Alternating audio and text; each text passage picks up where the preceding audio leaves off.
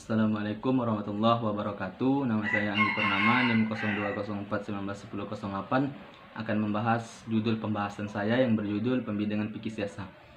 Adapun pembidangan fikih siasah ini terbagi menjadi 3 bidang. Yang pertama, siasah dusturiyah, dan yang kedua, siasah maliyah, dan yang ketiga, siasah dauliyah.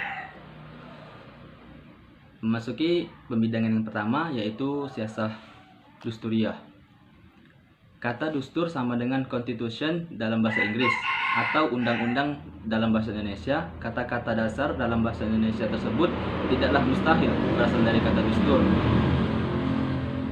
Adapun pengertian siasah dusturiyah ini merupakan bagian fikih siasah yang membahas masalah perundang-undangan negara. Adapun permasalahan di dalam fikih siasah dusturiyah ini adalah hubungan antara pemimpin di satu pihak dan rakyat di pihak lain, serta kelembagaan-kelembagaan yang ada di dalam masyarakat.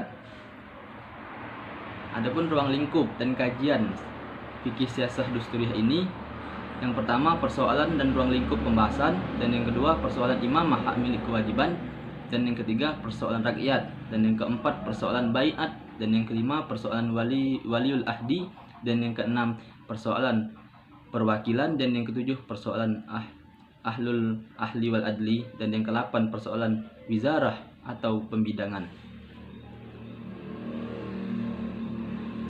Dilihat dari sisi lain, siasah dusturiyah ini dapat dibagi menjadi 4 bidang.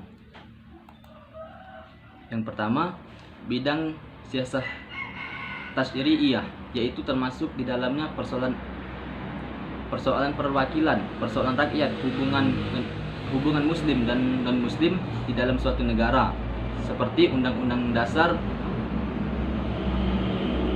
undang-undang, peraturan pelaksanaan, peraturan daerah, dan sebagainya. Dan yang kedua, bidang siasah tanfidiyah, yaitu termasuk di dalamnya persoalan imamah, persoalan bai'ah, wuzarah, dan lain-lain. Adapun yang ketiga, pembidangan bidang siasah kadhaiyah, termasuk di dalamnya masalah-masalah peradilan. Dan yang keempat, bidang siasah idariyah, termasuk di dalamnya masalah administratif dan kepegawaian. Adapun pembidangan yang kedua, yaitu siasah maliyah.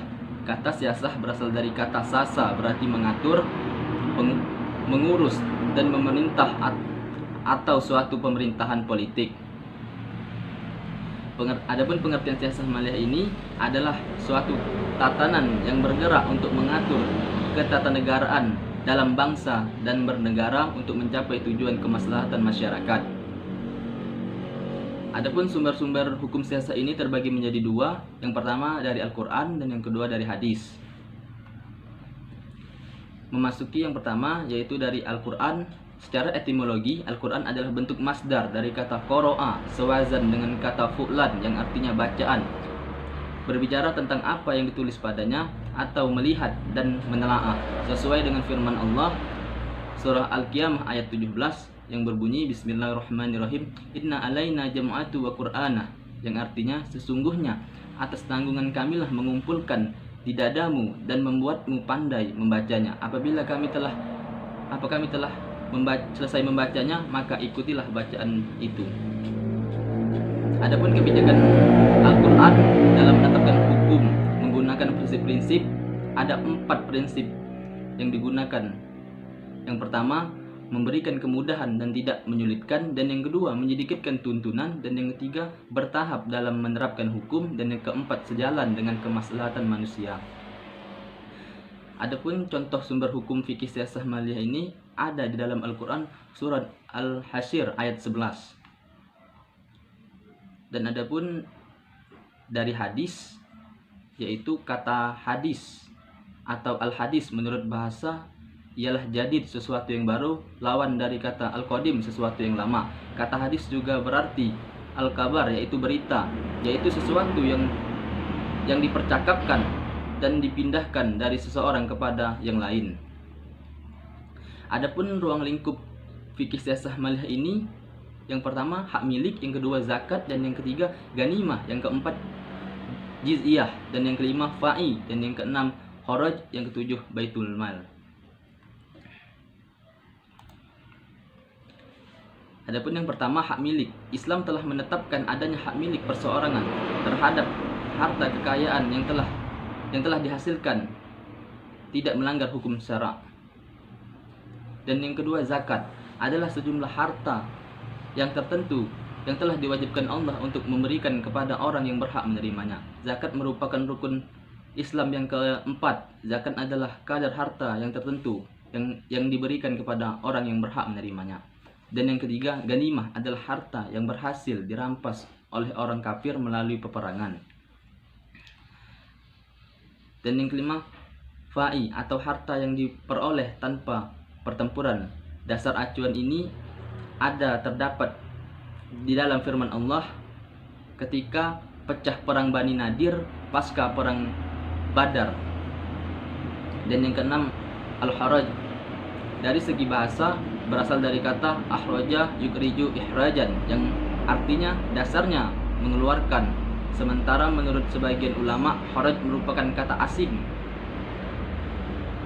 yang diarabkan. Dan yang ketujuh, baitul mal. Al-Quran dan hadis yang mengatur secara langsung masalah baitul mal.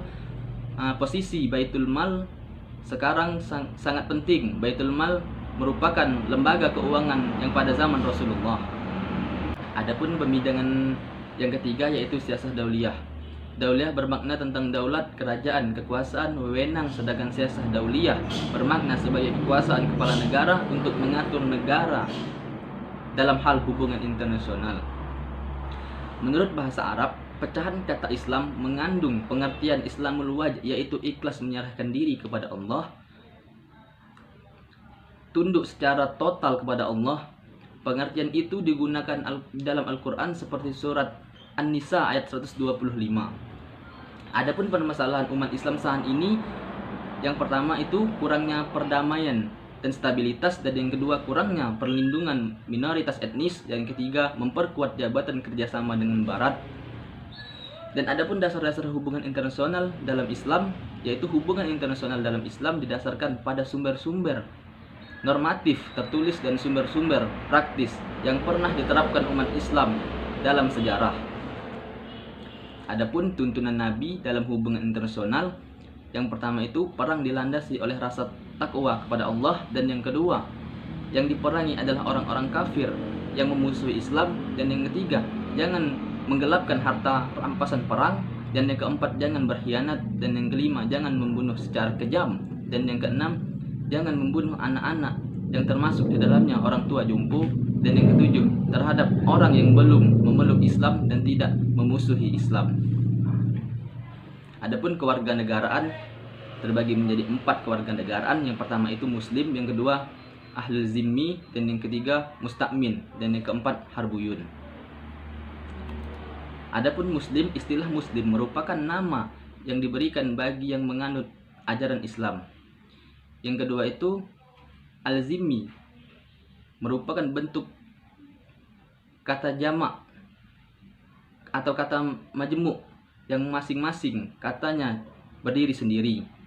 Yang ketiga Musta'min. Secara bahasa, Musta'min merupakan bentuk isim fa'il atau pelaku dari kata kerja istamana, yang berarti mengandung pengertian meminta jaminan keamanan. Adapun yang keempat Harbuyun.